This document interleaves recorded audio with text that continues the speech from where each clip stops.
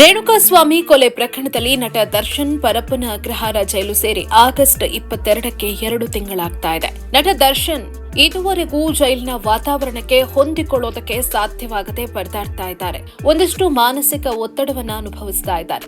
ಈಗಾಗಲೇ ಅವರ ಕುಟುಂಬಸ್ಥರಿರ್ಬೋದು, ಸ್ನೇಹಿತರಿರ್ಬೋದು ಆಗಾಗ್ಗೆ ಜೈಲಿಗೆ ಭೇಟಿ ನೀಡಿ ದರ್ಶನ್ ಅವರಿಗೆ ಧೈರ್ಯ ತುಂಬುವಂತಹ ಕೆಲಸವನ್ನ ಮಾಡ್ತಾನೆ ಇದ್ದಾರೆ. ಅವರ ಆಪ್ತ ವಲಯಗಳಲ್ಲಿ ಗುರುತಿಸಿಕೊಂಡಿದ್ದ ಒಂದಷ್ಟು ಮಂದಿ ಈಗಾಗಲೇ ದರ್ಶನ್ ಅವರನ್ನ ಜೈಲಿನಲ್ಲಿ ಭೇಟಿ ಮಾಡಿದ್ದಾರೆ.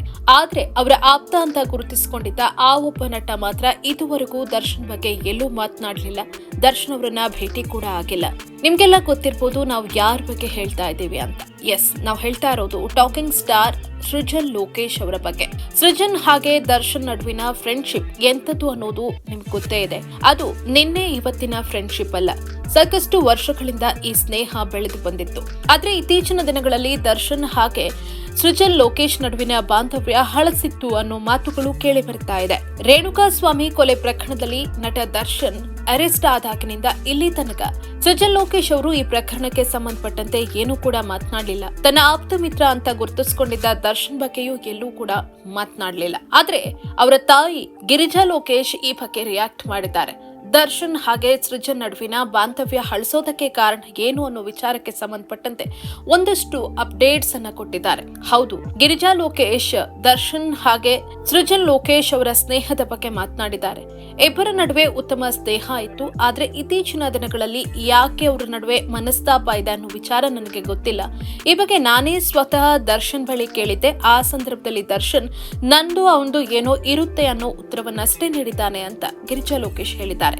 ನಿಮಗೆಲ್ಲ ಗೊತ್ತೇ ಇದೆ, ದರ್ಶನ್ ಹಾಗೂ ಸೃಜನ್ ಬಹುತೇಕ ಸಂದರ್ಭದಲ್ಲಿ ಜೊತೆಯಾಗಿ ಕಾಣಿಸ್ಕೊಳ್ತಾ ಇದ್ರು. ಇನ್ನು ಸದಾ ರಿಯಾಲಿಟಿ ಶೋಗಳಿಂದ ಅಂತರವನ್ನ ಕಾಯ್ದುಕೊಳ್ತಾ ಇದ್ದಂತಹ ನಟ ದರ್ಶನ್ ಸೃಜನ್ ಲೋಕೇಶ್ಗಾಗಿ ಮಜಾ ವಿತ್ ಸೃಜಾ ಕಾರ್ಯಕ್ರಮದಲ್ಲೂ ಕೂಡ ಭಾಗಿಯಾಗಿದ್ರು. ಸ್ನೇಹಿತನಿಗೋಸ್ಕರ ಅವರು ಆ ಕಾರ್ಯಕ್ರಮಕ್ಕೆ ಬಂದಿದ್ರು. ಇನ್ನು ಕಳೆದ ವರ್ಷ ಮಾರ್ಚ್ ತಿಂಗಳಲ್ಲಿ ದರ್ಶನ್ ಹಾಗೆ ಸೃಜನ್ ಲೋಕೇಶ್ ದಂಪತಿ ಜೊತೆಯಾಗಿ ಮಂತ್ರಾಲಯದ ಗುರು ರಾಘವೇಂದ್ರ ಸ್ವಾಮಿಯ ದರ್ಶನವನ್ನ ಪಡೆದಿದ್ರು. ಆ ಬಳಿಕ ಸೃಜನ್ ಹಾಗೆ ದರ್ಶನ್ ಜೊತೆಯಾಗಿ ಕಾಣಿಸಿಕೊಳ್ಳಿಲ್ಲ ಅನ್ನೋ ಮಾತುಗಳು ಕೇಳಿ ಬರ್ತಾ ಇದೆ. ಇಬ್ಬರ ನಡುವೆ ಮನಸ್ತಾಪ ಮೂಡೋದಕ್ಕೆ ಅಷ್ಟು ದೊಡ್ಡ ಕಾರಣ ಏನಿದೆ ಅನ್ನೋದು ಒಂದಷ್ಟು ಅಭಿಮಾನಿಗಳಲ್ಲಿ ಪ್ರಶ್ನೆಗಳನ್ನ ಹುಟ್ಟುಹಾಕಿದೆ.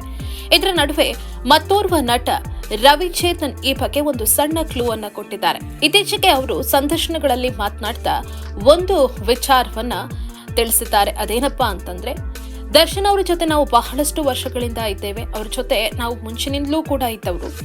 ಸೃಜನ್ ಹಾಗೆ ನಾನು ಸದಾ ದರ್ಶನ್ ಜೊತೆ ಕಾಣಿಸ್ಕೊಳ್ತಾ ಇದ್ವಿ. ಜೊತೆಗೆ ದರ್ಶನ್ ಅವರ ಸ್ಕೂಲ್ ಫ್ರೆಂಡ್ಸ್ ಇದ್ರು. ಆಗ ಎಲ್ಲವೂ ಕೂಡ ಚೆನ್ನಾಗಿತ್ತು. ನಮ್ಮ ನಡುವೆ ಉತ್ತಮ ಬಾಂಧವ್ಯ ಇತ್ತು. ಯಾವುದೇ ರೀತಿಯಾದಂತಹ ಸಮಸ್ಯೆಗಳು ಇರಲಿಲ್ಲ. ಆದ್ರೆ ಇತ್ತೀಚಿನ ದಿನಗಳಲ್ಲಿ ಅಂದ್ರೆ ಕೊರೋನಾ ಬಂದ ಬಳಿಕ ಅವರ ಆ ಒಂದು ಗ್ಯಾಂಗ್ಗೆ ಹೊಸ ಮುಖಗಳ ಆಗಮನ ಆಯಿತು.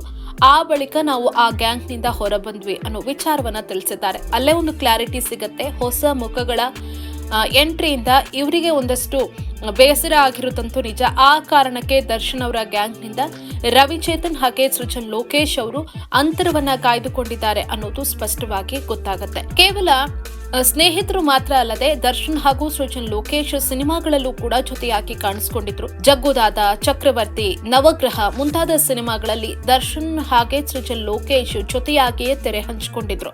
ದರ್ಶನ್ಗೆ ಅಷ್ಟೊಳ್ಳೆ ಸ್ನೇಹಿತನಾಗಿದ್ದ ಸೃಜನ್ ಲೋಕೇಶ್ ಯಾಕೆ ಇದ್ದಕ್ಕಿದ್ದಂತೆ ದರ್ಶನ್ ಅವರಿಂದ ದೂರ ಆದ್ರು? ಅಷ್ಟೊಂದು ನೋವು ಅವರಿಗೆ ಏನಾಗಿದೆ ಅನ್ನೋದು ಇನ್ನೂ ಕೂಡ ಗೊತ್ತಿಲ್ಲ. ಈ ಬಗ್ಗೆ ಇದುವರೆಗೂ ಸೃಜನ್ ಕೂಡ ಮಾತನಾಡಲಿಲ್ಲ, ದರ್ಶನ್ ಅವರು ಕೂಡ ಮಾತನಾಡಲಿಲ್ಲ. ಒಂದು ವೇಳೆ ರೇಣುಕಾಸ್ವಾಮಿ ಕೊಲೆ ಪ್ರಕರಣದಲ್ಲಿ ದರ್ಶನ್ ಅವರು ಪರಪ್ಪನ ಅಗ್ರಹಾರ ಜೈಲು ಸೇರದೇ ಇರ್ತಿದ್ರೆ ಇವರಿಬ್ಬರ ಮನಸ್ತಾಪ ಅಷ್ಟೊಂದು ಗೊತ್ತಾಗ್ತಿರ್ಲಿಲ್ಲ ಅಂತ ಅನ್ಸುತ್ತೆ. ಯಾಕಂದ್ರೆ ಈವಾಗ ದರ್ಶನ್ ವಿಚಾರಕ್ಕೆ ಸಂಬಂಧಪಟ್ಟಂತೆ ಸೃಜನ್ ಲೋಕೇಶ್ ಮಾತನಾಡದೇ ಇದ್ದಾಗ, ಜೈಲಿಗೆ ಭೇಟಿ ಕೊಡದೇ ಇದ್ದಾಗ ಅಭಿಮಾನಿಗಳಲ್ಲಿ ಅನುಮಾನ ಮೂಡಿದೆ. ಯಾಕೆ ಸೃಜನ್ ಮಾತನಾಡ್ತಿಲ್ಲ, ಏನಾದ್ರೂ ಮನಸ್ತಾಪ ಇದೆಯಾ ಅಂತ. ಇಲ್ಲದೇ ಇದ್ರೆ ಈ ವಿಚಾರ ಬಯಲಾಗ್ತಾ ಇರ್ಲಿಲ್ಲ. ಇದೀಗ ದರ್ಶನ್ ಅವರ ವಿಚಾರ ಬಯಲಾದ ಬಳಿಕ ದರ್ಶನ್ ಹಾಗೆ ಸೃಜನ್ ಲೋಕೇಶ್ ನಡುವೆ ಎಲ್ಲವೂ ಕೂಡ ಸರಿ ಇಲ್ಲ ಅನ್ನೋ ವಿಚಾರ ಗೊತ್ತಾಗಿದೆ. ಮತ್ತೊಂದು ಕಡೆ ಸೃಜನ್ ಅವರ ತಾಯಿ ದರ್ಶನ್ ಅವರ ಪರವಾಗಿಯೇ ಮಾತನಾಡಿದ್ದಾರೆ. ಎಷ್ಟು ಕಷ್ಟಪಟ್ಟು ಸಿನಿಮಾ ಇಂಡಸ್ಟ್ರಿಗೆ ಎಂಟ್ರಿ ಕೊಟ್ಟಿದ್ರು, ಏನೆಲ್ಲ ಸವಾಲುಗಳನ್ನ ಅನುಭವಿಸಿದ್ರು, ಎಷ್ಟು ಆರಂಭದ ದಿನಗಳಲ್ಲಿ ಕಷ್ಟಗಳನ್ನ ಅನುಭವಿಸಿದ್ರು, ಈ ಎಲ್ಲ ವಿಚಾರಗಳನ್ನ ಕೂಡ ಮಾತನಾಡಿದ್ದಾರೆ. ಹಾಗಾಗಿ ಇನ್ನು ಜೈಲಿನಿಂದ ಹೊರಗೆ ಬಂದ ಬಳಿಕ ದರ್ಶನ್ ಹಾಗೆ ಸೃಜನ್ ಅವರ ಸ್ನೇಹ ಮೊದಲಿನ ರೀತಿ ಆಗತ್ತಾ ಅನ್ನೋದು ಅಭಿಮಾನಿಗಳ ಕುತೂಹಲ. ಯಾಕಂದ್ರೆ ಇನ್ನು ಜೈಲಿನಲ್ಲಿರುವಂತಹ ದರ್ಶನ್ಗೆ ಇದೀಗ ರಿಯಾಲಿಟಿ ಅರ್ಥ ಆಗ್ತಾ ಇದೆ. ಯಾರು ನನ್ನ ನಿಜವಾದ ಸ್ನೇಹಿತರು, ಯಾಕೆ ನನ್ಗೆ ಇಂಥ ಒಂದು ಸಿಚುವೇಶನ್ ಬಂತು, ಈ ಎಲ್ಲ ವಿಚಾರಗಳು ಇದೀಗ ಅವರಿಗೆ ಅರ್ಥ ಆಗ್ತಾ ಇದೆ, ಪಶ್ಚಾತ್ತಾಪ ಆಗ್ತಾ ಇದೆ, ಮನವರಿಕೆ ಆಗ್ತಾ ಇದೆ. ಹಾಗಾಗಿ ಜೈಲಿನಿಂದ ಬಂದ ಬಳಿಕ ದರ್ಶನ್ ಅವರು ಸಾಕಷ್ಟು ಬದಲಾಗ್ತಾರೆ. ಈಗಾಗಲೇ ಜೈಲಿಗೆ ಭೇಟಿ ಕೊಟ್ಟ ಅವರ ಕುಟುಂಬಸ್ಥರ ಜೊತೆ ಇರಬಹುದು, ಒಂದಷ್ಟು ಆಪ್ತರ ಜೊತೆ ನಾನು ತಪ್ಪು ಮಾಡಿದೆ ಅನ್ನೋ ವಿಚಾರಕ್ಕೆ ಸಂಬಂಧಪಟ್ಟಂತೆ ಮಾತನಾಡಿದಾರಂತೆ. ಸ್ನೇಹಿತರ ಸಹವಾಸವೇ ಈ ರೀತಿ ಆಗೋದಕ್ಕೆ ಕಾರಣ ಅಂತ ಕೂಡ ಒಂದಷ್ಟು ಮಾತುಗಳನ್ನ ಆಡಿದ್ದಾರೆ ಅನ್ನೋ ಮಾಹಿತಿಗಳು ಲಭ್ಯ ಆಗ್ತಾ ಇದೆ. ಮತ್ತೊಂದು ಕಡೆ ದರ್ಶನ್ ಅವರ ಪುತ್ರ ವಿನೀಶ್ ದರ್ಶನ್ 4-5 ಬಾರಿ ತಂದೆಯನ್ನ ಜೈಲಿನಲ್ಲಿ ಭೇಟಿಯಾಗಿದ್ದಾನೆ. ಈ ಸಂದರ್ಭದಲ್ಲೂ ಕೂಡ ತಂದೆಗೆ ದಯವಿಟ್ಟು ನೀವು ಕೆಲವೊಂದು ಫ್ರೆಂಡ್ಸ್ ಗಳನ್ನ ಬಿಟ್ಬಿಡಿ, ಅವರು ಬೇಡ ಅನ್ನೋ ವಿಚಾರವನ್ನ ಕೂಡ ತಿಳಿಸಿದ್ದಾನೆ ಅನ್ನೋ ಮಾಹಿತಿ ಇದೆ. ಹಾಗಾಗಿ ಜೈಲಿಂದ ಹೊರಗೆ ಬಂದ ಬಳಿಕ ಆದ್ರೂ ನಟ ದರ್ಶನ್ ಬದಲಾಗ್ತಾರಾ, ಹಳೆಯ ಸ್ನೇಹಿತರ ಜೊತೆ ಮೊದಲಿನ ರೀತಿ ಇರ್ತಾರಾ ಅನ್ನೋದು ಪ್ರಶ್ನೆಗಳನ್ನ ಹುಟ್ಟುಹಾಕಿದೆ. ಈ ಎಲ್ಲ ಪ್ರಶ್ನೆಗಳಿಗೆ ದರ್ಶನ್ ಹೊರಗೆ ಬಂದ ಬಳಿಕ ಕಾಲವೇ ಉತ್ತರ ಕೊಡಬೇಕಾಗಿದೆ.